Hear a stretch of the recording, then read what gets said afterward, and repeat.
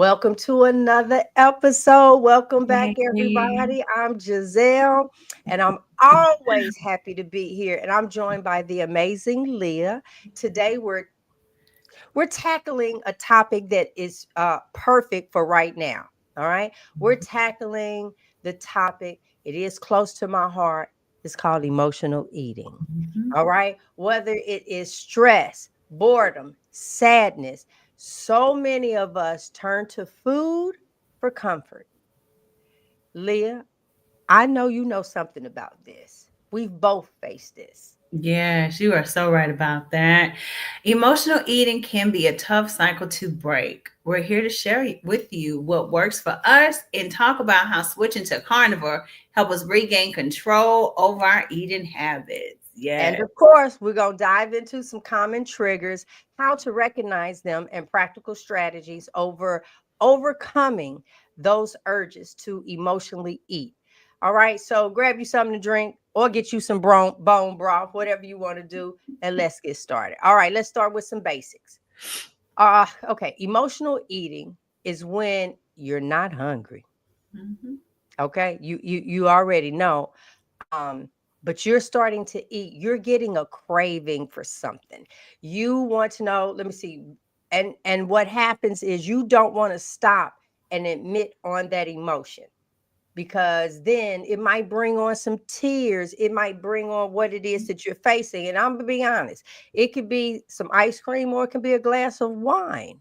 It could be either of those things. So Leah, what was an aha moment for you when you realized emotional eating was affecting your health? Oh, so mine was recognizing I would snack late at night. It wasn't because I was hungry. I was stressed, bored, tired, all of the above. That was my way I self-soothed. What about for you? Okay, so I know for me, for those that don't know, I lost my daughter when she was 30 years old. And that's how all of this really, no, I was big before that. So don't, let me just say that. What I would do, I cared so much for her during the daytime that when it became evening, that's when I would eat. And I would eat whatever it was I had a taste for. I sat there, I stuffed myself, I reflected over the day. Who wanted to deal with those type of emotions? Who wanted to deal with a sickness of a loved one? Not I, said the fly. So I would comfort myself, and then I would tell myself, well, I really ain't ate all day, so it's okay. And then I would also say, well, I know it's late at night, but I'm not getting ready to go right to sleep. And it was normally something fried, something like that, something that was going to comfort me, right? Um, Sweets. Oh my God. There are times I preferred candy over food. Yeah. My thing was hot tamales, Mike and Ike the regular.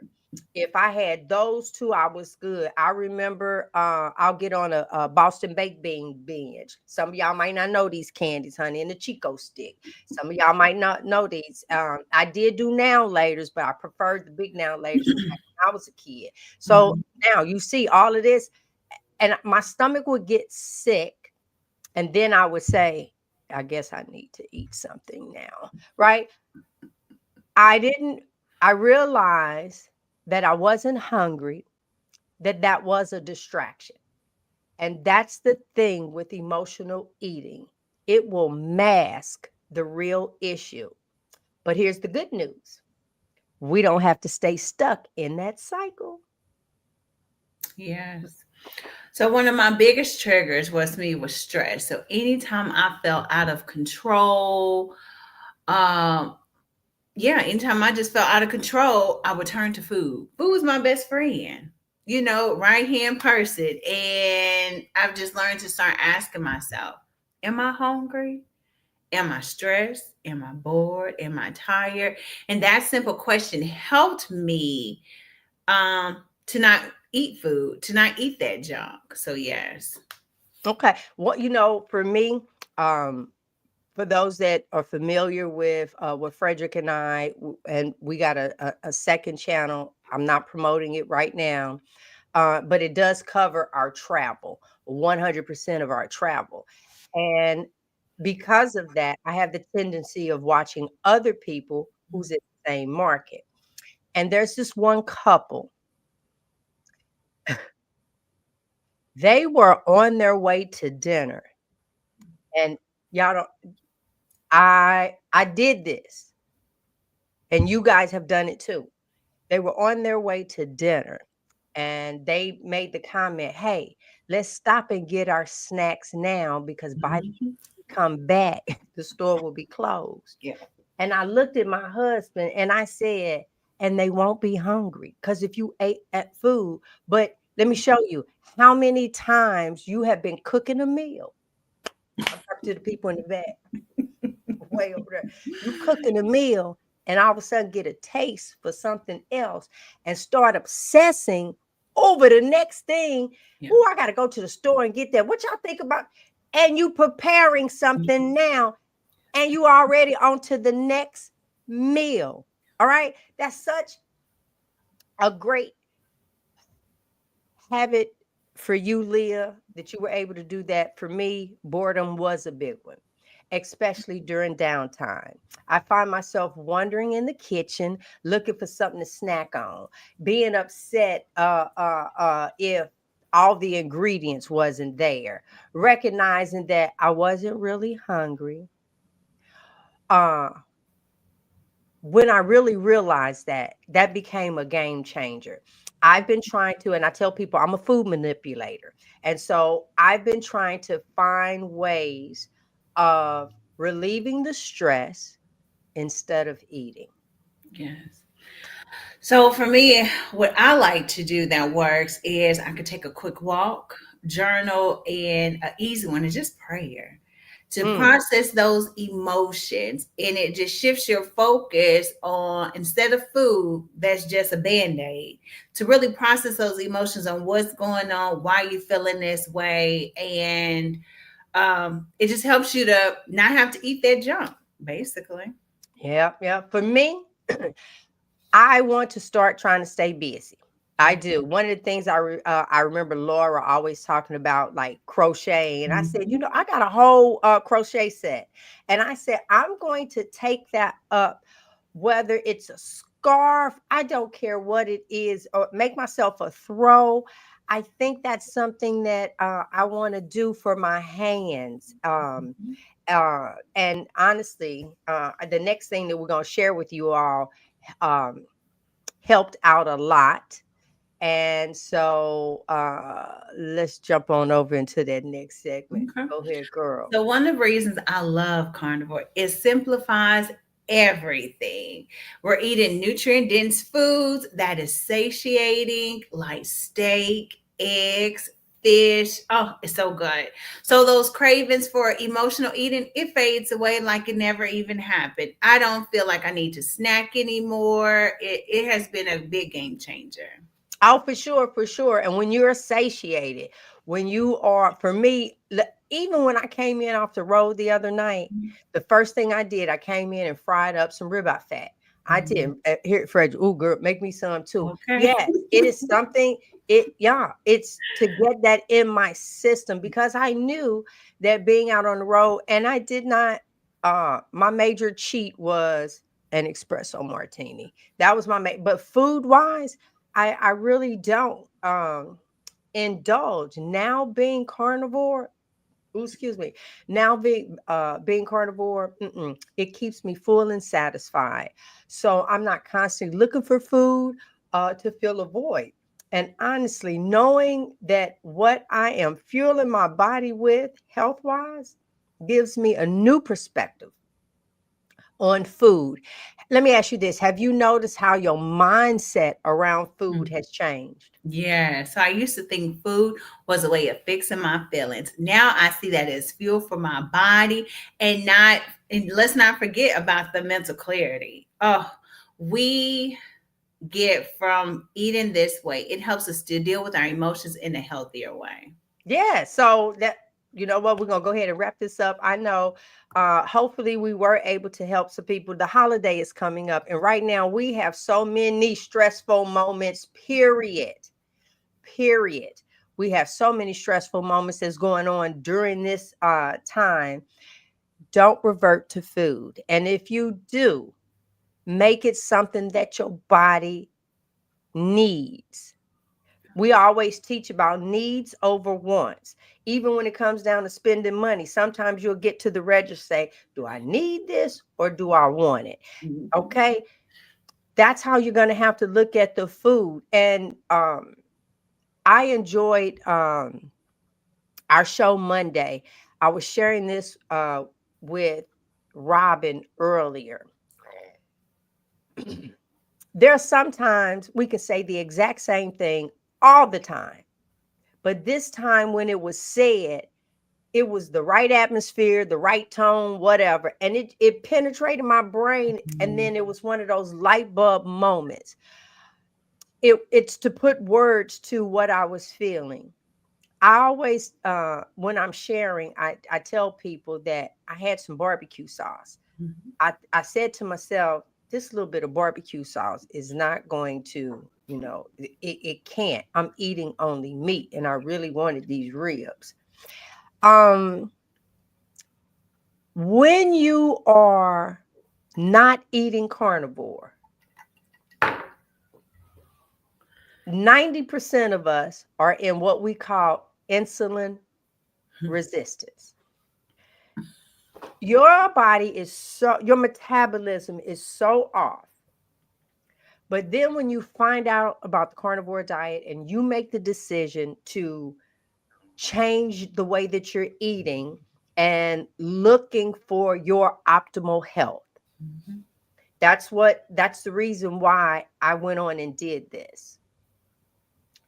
My body at that time felt so good. Y'all, when I first went carnivore, you could not have told me. I tell everybody I was 30, I'm 60. I would tell people I was 33 on the inside. When I say to you, oh my God. But when I ate that barbecue sauce, that threw me. Because I was like, good gracious, just think of all the stuff that I used to eat. And then when she said insulin, uh, uh, oh God, what is the word? Sensitive. Yes. Mhm.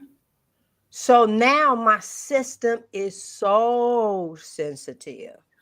That's the thing. So now, if I put something in my body that I'm not supposed to have, something in my body is going to get triggered. Mhm.